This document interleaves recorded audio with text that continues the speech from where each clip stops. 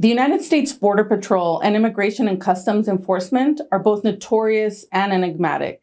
These days, as has long been the case, there's no shortage of news stories about the federal agencies that are charged with border enforcement and the detention and deportation of non-citizens deemed undesirable by the federal government.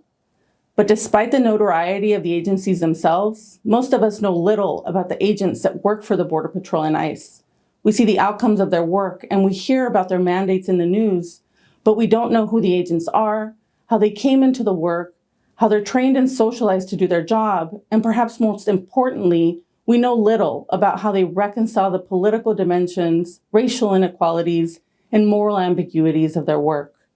My book, Bordering on Indifference, Immigration Agents Negotiating Race and Morality, aims to fill that gap. Over the course of 2 years, I interviewed immigration enforcement agents, both U.S. Border Patrol agents and ICE officers.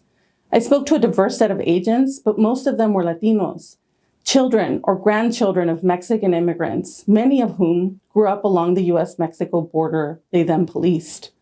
This book elaborates the paradoxical combinations of social control and mobility that the immigration state creates in border towns throughout the Southwest, and it reveals the normative principles that pervade agents' work.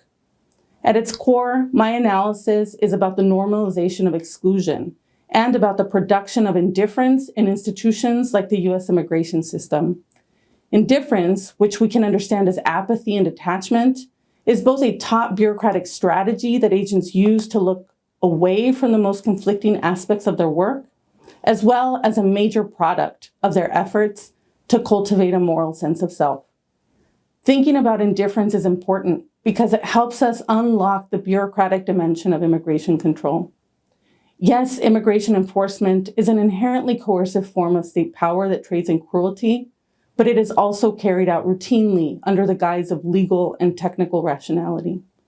So as we reflect on immigration today, one question we should be asking ourselves is, what is the role of indifference in perpetuating exclusion through our immigration system?